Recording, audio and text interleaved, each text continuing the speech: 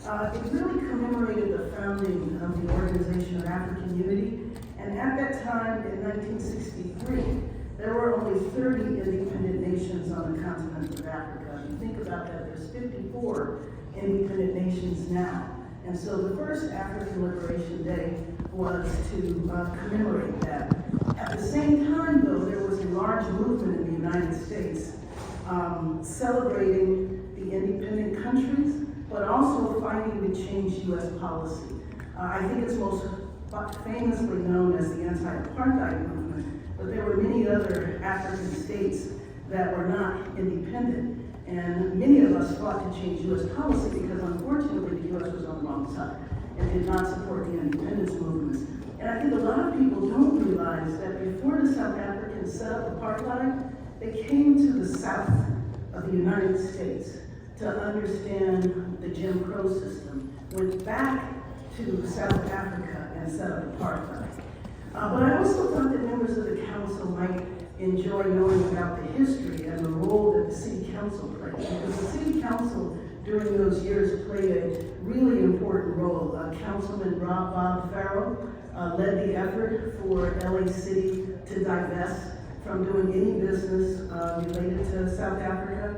And in the state assembly, Maxine Waters led the effort in California, and Los Angeles became one of the first states and cities that divested from South Africa and would not do any business.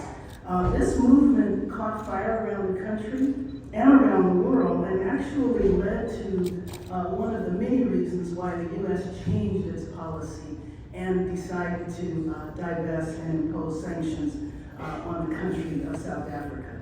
So I'm delighted to have the opportunity to join the other members of the council today in honoring our special guest. And today I joined the council in honoring 11 leaders from the African diaspora.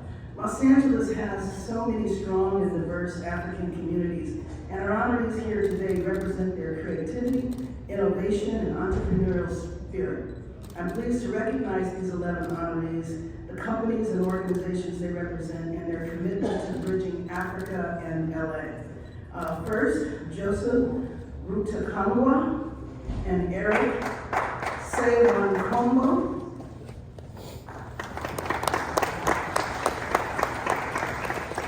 Next, Dami Lari, Kujimbola, Timmy Lee Hin, Ade Waba, the founders of Amplify Africa, and sisters Niambo and Kay Anuloa, the co-owners of Kalula by Africana, a premier retailer for African-inspired fashion. Jack Karuletwa is the founder of Silverback Coffee of Rwanda. Karen Chatelain is the creative director of Burkinabe, where every piece of jewelry is inspired by the culture and communities of Burkina Faso. Dr. Michael Obeng is the CEO of Miko Plastic Surgery and CEO of Restore Worldwide. Charles Chenyirgai and Yam is the publisher and editor-in-chief of the African Times USA. And last but far from least, Vincent Berry, the second, is the youngest member of the Creative Africa Advisory Group, serving the Intra-African Trade Bank. These 11 honorees are doing amazing work across the creative industries, healthcare, journalism, and trade. And as we recognize Africa Day, these honorees represent the significant contributions of the African diaspora here in Los Angeles. So please, everyone, join me in a round of applause.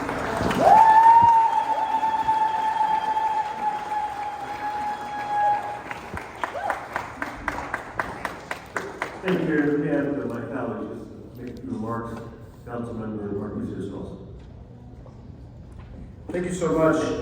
It's good to be here this morning. I'm happy to be in the presence of the mayor, the council leadership, and all of the representatives that you see with us here today. The Organization of African Unity, founded about 60 years ago in 1963, came out of a movement that was really worldwide around trying to reconnect African people with African people on the continent, but also African people all over the world, including here in the United States. This work for me is always very, very sacred work, because just in our lifetimes, the lifetimes of everyone here, most of us were taught that we had nothing to do with Africa. In fact, when I was a kid, it was an insult to call someone an African. And just in our lifetime, we've been able to turn that around, reestablish the relationships that were supposed to be permanently broken. And now we sit here today in Los Angeles City Council honoring businesses and community leaders from the continent that work here in Los Angeles. And as the mayor said, Los Angeles is very central to this. I can remember being a kid and asking my dad why the council member from the 8th District, Councilmember Farrell, was showing up to work in a dashiki and African clothes. And I learned about the Pan-African movement through that work, through the work of our member of this city council. I also want to make sure, just take a special note. In the 8th District, we have a great business called Kutula on Slauson that sells great items there that you can all come and visit in the heart of the 8th District. So again, thank you to the mayor, and thank you to Councilmember Hutton. Thank you especially to Councilmember Price. I think we might need to, Mr. President, we might need to get Councilmember Price's district office in the continent of Africa.